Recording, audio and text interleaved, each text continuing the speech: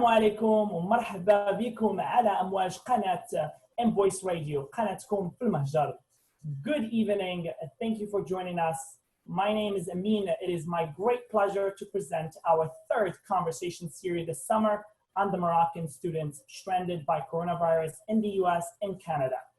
As the coronavirus pandemic hit, colleges and universities in the US and Canada closed their buildings and campuses.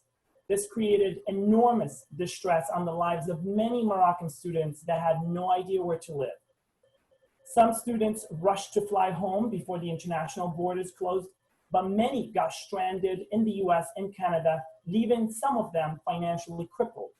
Today, we have a group of Moroccan students that will share their stories with us. In this panel, we are joined by Mehdi Tazi Lebzour from the University of Ottawa, Moulay Ahmed Al-Adlouni from Siena College, Suleyman Al-Gadrouri from the University of Toronto, Wiam Homir from Stony Brook University. Our moderator for today's conversation is Youssef Wahib. He's an international admissions counselor in New York. Assalamu alaikum wa marhaba bikum. It is great to be with you. Thank you for taking the time to be with us today. Without any further ado, I will move the floor to Youssef, and I will be back with you all later. Thank you so much. شكرا بزاف على ذاك the beautiful introduction. Also, I would like to say thank you so much to Voice Radio that I had the opportunity to bring Moroccan students stranded in Morocco to talk, share their experiences and challenges that they face during such very challenging times. So, Assalamu alaikum everyone again. SBT Youssef. I work at one of the public universities here in New York. Charge of admissions.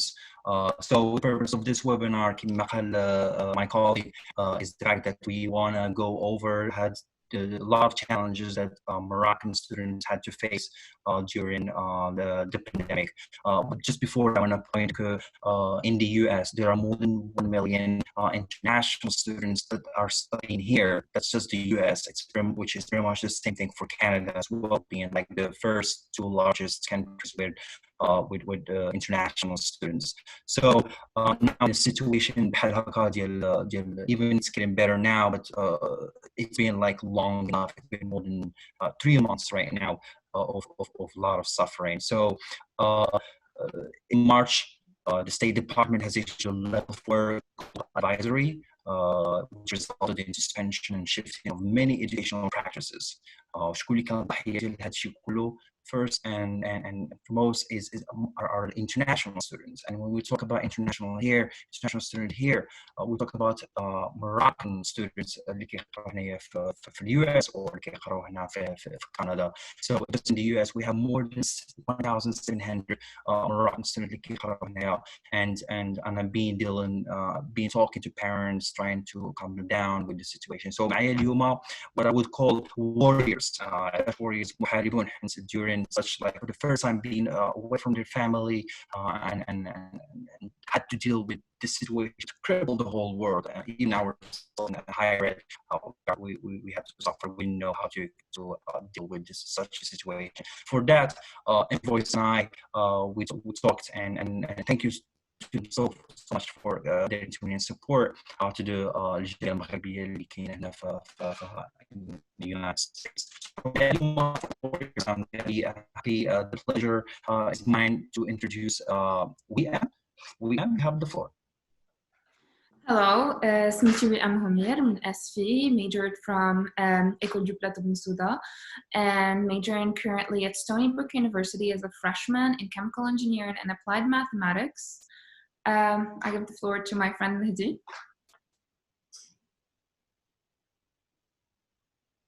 Assalamu alaikum. My name is Mehdi Tazi Lebzour من مراكش. I graduated from the American School of Marrakesh in 2017, and I also had the pleasure of having Mr. Wahib as an elementary school teacher. I am currently a third-year political science student at the University of Ottawa. And yeah, I'm stuck here in Ottawa. Assalamu alaikum. My name is Moulay Ahmed Al-Adlouni. أنا من مراكش and I graduated from the American School of Marrakesh as well. Currently تنقرأ في Siena College في New York و I'm majoring in economics. السلام عليكم، سميتي سليمان وبحالي بحال مهدي ومولاي أحمد من مراكش، عندي 21 سنة و I'm currently an undergraduate architecture student in my third year at the University of Toronto. Great. Thank you so much. So the first question. So thank you so much for that introduction. So we know how very challenging it was for you guys dealing with the pandemic. I would love to hear, and I would love you to convey, describing your situation. So when it started, can you tell us what happened? Describe the situation. How was everything at the beginning when the pandemic started feeling comfortable in our homes and affecting the community? Wian? So I'm pretty sure that a lot of students had the same experience as I did.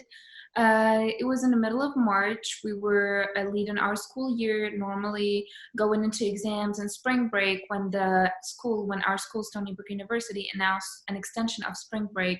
And then a couple days later called the students and told them to get their things and leave campus because we're going to be shutting down because of the coronavirus pandemic.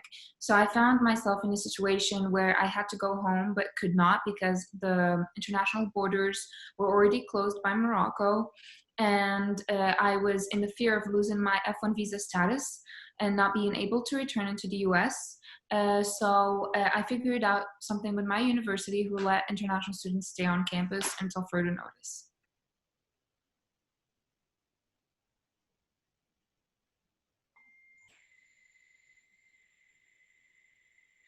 Absolutely. Mehdi? And Yeah, so similar to WM's situation, it all caught us by surprise. I was fortunate enough to not be living on campus, so I do live outside of campus. So living conditions did not necessarily affect me in terms of where I live. But at the same time, I did rely on the university for food since I had a meal plan and used to go to the cafeteria. And due to the unsafe conditions of having a meal plan during a pandemic, I had to terminate that and get a reimbursement and start cooking for myself and etc. But at the same time, Morocco did close the borders very soon without any warning. Yeah, so in order to not lose my student status and be able to stay here in Canada and study, I had to stay here, and going to Morocco was not an option as well as not even possible.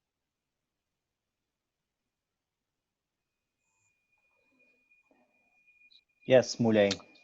So as for me, it was pretty similar to them. It was a very last minute thing. It was very indecisive. ما كناش عارفين what to expect from it. ما كناش عارفين اش نديرو. قالوا لنا بقاو في كامبس ما تمشيوش. وصدق فاش قالوا لنا الساعة you guys can return home to Morocco. The international borders were closed. So it's just very uncertain. I mean, obviously it led to the challenges of finding somewhere to stay and stuff because we were forced off campus. And so it was just a whole process that I personally was not prepared for, that I had to go through. And finally, I'm just grateful I got to settle in with a friend. But it was just uncertain times with the uncertain, like an uncertain future. Yeah, and where are you staying now, Moulay, if I may ask? I'm currently staying with a friend in upstate New York. Oh. Yeah, so how about you, Suleiman, since you're also in Canada? Right. So like the rest of us, and I guess the rest of the world, the situation was something we could not predict, or we did not predict. And so it took us by surprise. And honestly, it wasn't too bad staying at the very beginning because you had commitments, which were classes that you physically had to attend and lectures. ولكن واحد الساعة ملي المغرب سد الحدود وحتى الجامعة قالوا بأن صافي الكلاس كلهم غادي يكونوا اونلاين، كتطلع بأن زعما وحلتي وما بقاش هذيك الضرورة اللي كانت شادك في هنايا ما بقاتش إذا كنتي تقدر تكون في بلادكم تقرا من داركم وهذا، ولكن اللي عطا الله هو هذا إذا. Yeah, absolutely very tough. So and how did your family react? If you could just like touch on that very quickly and tell me. Right. For the family, they always try to put on this front of support. كيقولوا زعما ولادنا تما وبعاد ومساكن ما كاينش اللي يطلع فيهم، إذا كيحاولوا زعما باش يديروا شي حاجة باش حنا نطمئنوا عليهم. Honestly, you can tell that we're all in a situation where no one really knows what's going to happen. So they obviously they pushed through this front of support, and they honestly, I'm grateful for it. So me personally, I feel very mentally vested and not just concerned for them.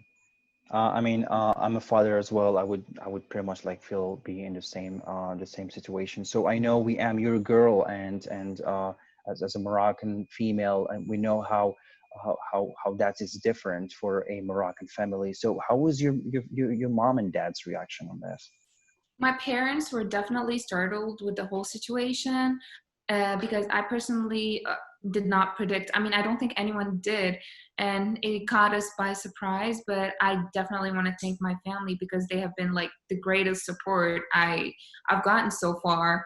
And their reaction was actually pretty good. They thought rationally and what would be best for me and for my health. And yeah, that's about it. Yeah. So Mehdi, was loneliness your new reality, if by any form? Mhm. Well, it was a new reality of having to stay here, not necessarily knowing when we would go back, what our situation would be. Basically, just the uncertainty of it all is definitely takes a toll on someone psychologically and mentally. So it just puts us in a situation that was very awkward, and especially with the lack of communication, it's just been kind of hard, but we've been making the best out of it, and we're fortunate enough to be in the situation we are in, and not a worse situation, of course. Yeah, you mentioned a very good thing about communication, and when we talk about communication, so Moulay, we have a representation here, whether in Canada or in the US, ديال السلطات المغربية. So I'm going to say representation, it could be through either الأمباسات اللي كاينة في DC, the US Embassy of Morocco, or the US Consulate here in New York. And the same thing applies to also Canada. So how was, from your point of, based on your experience, كيفاش كان la réponse, كيفاش كان الطريقة ديال الكوميونيكاسيون? I mean, can you tell us anything? Yeah, so first all of this unfolded. L'ambassade of Washington DC, هما الأولين that actually reached out to me. They asked for la carte nationale information and just like information to get to know my current situation and so on. And from that, I mean, obviously I felt optimistic about everything, thinking there would be something positive coming out of it. But I mean, 2 weeks after they last got in touch with me, I tried reaching out and no answers from them whatsoever. And also previously having spoken to them, they never had a definite answer for you. It's more leaving you hanging on a cliff.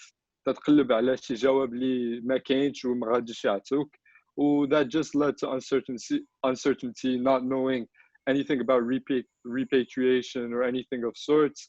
So I mean, it's just the environment of, I want to say, not that good of communication obviously took a toll on my like mental being, having to question for myself and trying to get answers that I didn't have. Absolutely. So we all needed answers, and definitely with such situation, it was so hard.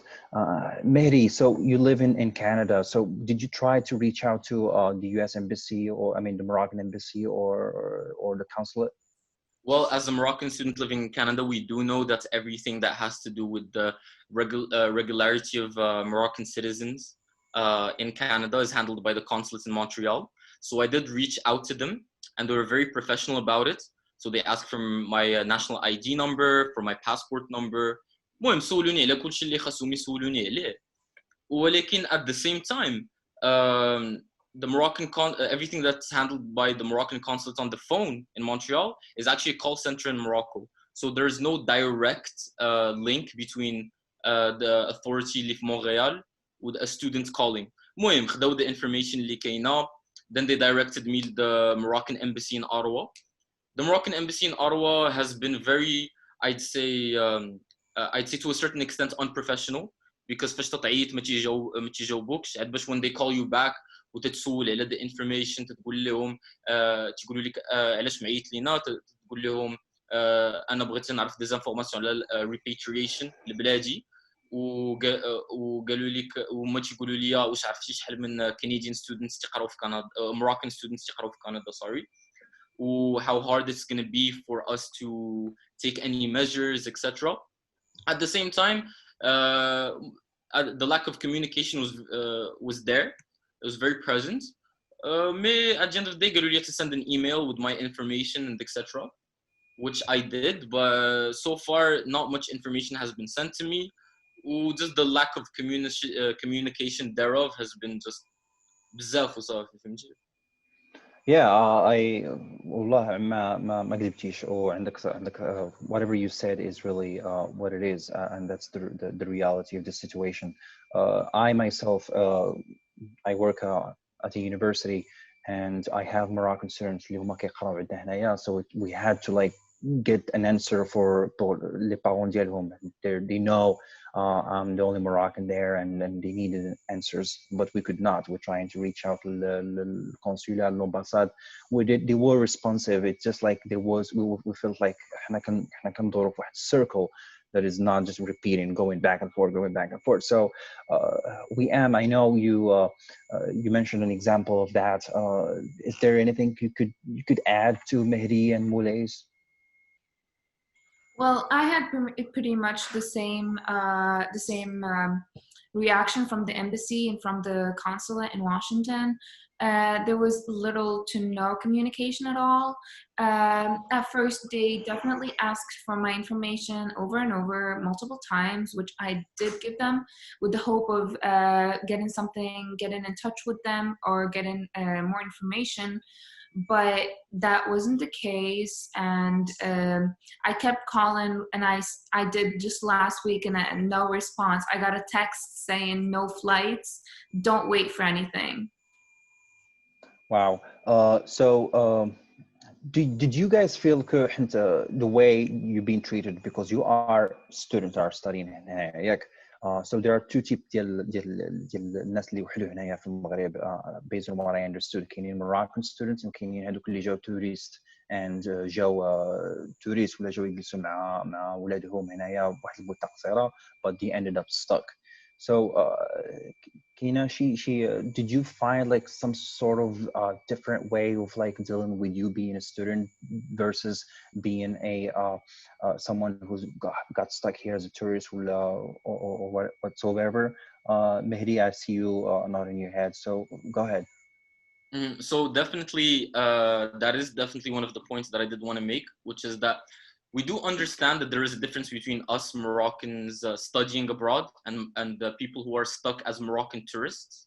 But especially when I did call the embassy, he asked me like, what are you doing in Canada? I said that I'm a student, and immediately after I said that I was a student, you sense that there was his communication changed in the sense where he was speaking in a way where I have the possibility of financing myself, and I have the possibility of staying here without a problem.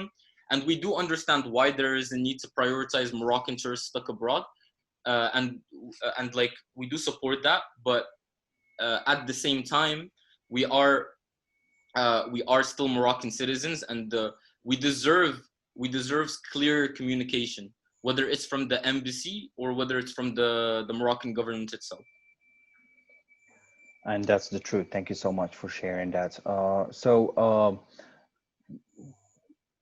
What would be like a message that you would want to give? Like if I give you like 1 minute or 30 seconds, so what would be a message that you want to like send to the Moroccan government, الحكومة المغربية في هذا الوقت that there is no really جواب رسمي when the flights are gonna start like coming in or to take students back to المغرب. So what would be the one message you want to send to whoever is responsible of this, whoever like watching دابا أو كيسمع لكم? So سليمان بازي. اولا بغينا زعما نشكروا السلطات المغربيه بزاف على المجهودات اللي داروا داخل الوطن، لحقيت هذاك الشيء كيجعلنا نطمئنوا على والدينا. بحال مثلا دابا كاينه شي 600 كا اللي اكتيف في المغرب، ولا ماشي شي حاجه كثيره مقارنه بدول اخرى. والصراحه مره اخرى we would love them to establish better communications inform us. Like other countries, a lot of them have called for their citizens a few days prior to come back, and they expressed a sense of urgency. We didn't get much of that from Morocco, and honestly, that is pretty much the only thing that kind of let us down, because it sent a lot of our plans down the drain, so to speak. So. بطبيعة الحال مولاي, what is your message? كي قال سليمان, obviously بغينا نشكروا the Moroccan government and authorities for their efforts in Morocco, because it's definitely proved to be beneficial to the entire population. But at the same time, I just wish there was better communication on the end of communicating messages to people abroad, because obviously we always are happy to return home. But when we are unaware of situations as such, it just makes it even more difficult. And when we go out there looking for questions, تيصعب القضية even more. So inshallah, just to help reduce or minimize the I want to say the troubles we went through, I hope that communication does improve in the future, just to make life easier for everybody. Absolutely. Thank you so much, Mehdi. Well, first and foremost, شكرا بزاف لكاع الأطباء, البوليس, السياسيين, الفرملية, everyone in our country اللي دار مجهود كبير. We see today that there's only 600 active cases, as Suleiman said, with the vast majority having recovered. And in a country like ours, taking such a heavy toll with the coronavirus and etc., we've done rather well. And we can definitely applaud our government, and we can definitely applaud everyone that has been doing everything that they're supposed to, and our citizens, of course, for obeying the laws. ولكن at the same time, next time, we would like to be warned beforehand, especially since we feel like it is their duty to inform us as Moroccan citizens studying abroad, not just stopping everything without even telling us. And at the same, but most importantly, we just want better communication. We understand that that Moroccan embassies and consulates, the only information they're going to give us is the one they receive from the government. So we do understand that they're not receiving as much information, but we do ask for the embassies and consulates to communicate in a better way and a much more professional way.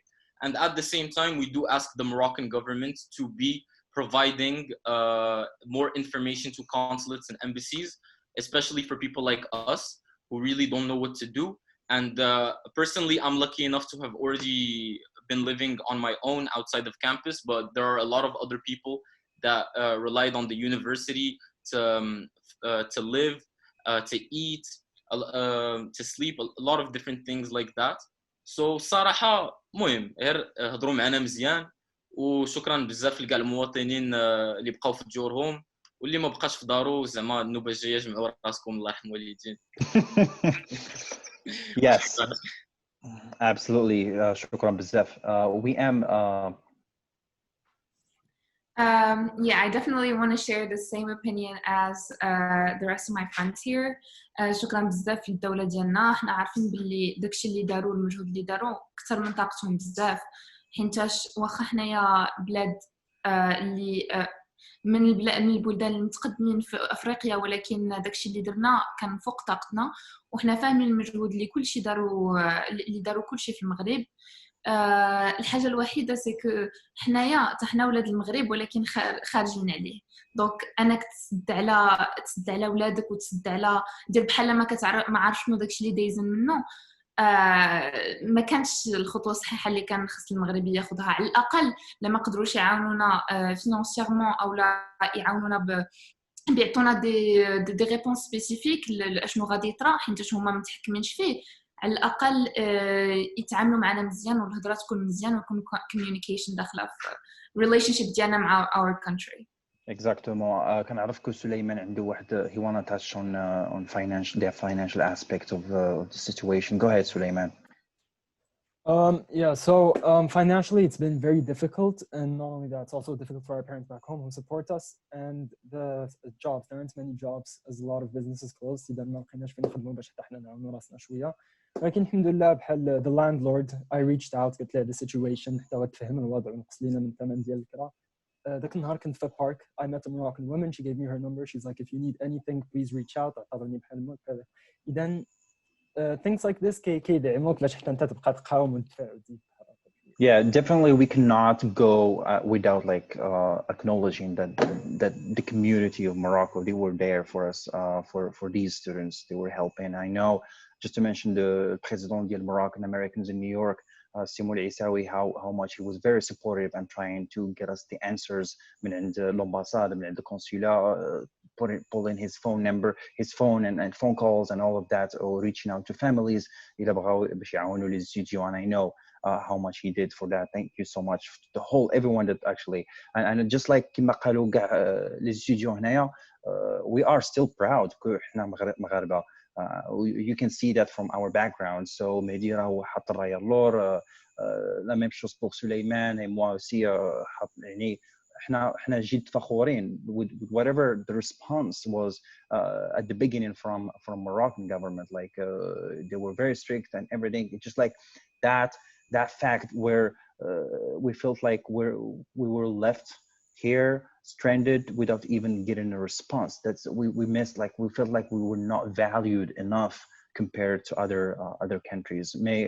bien sûr بارك الله عليكم والله يحفظكم كلكم وجميع, وشكرا بزاف على الاستضافة, ونتمنى نتلاقاو في فرصة أخرى. and I'll give the floor back to M Voice Radio. شكرا.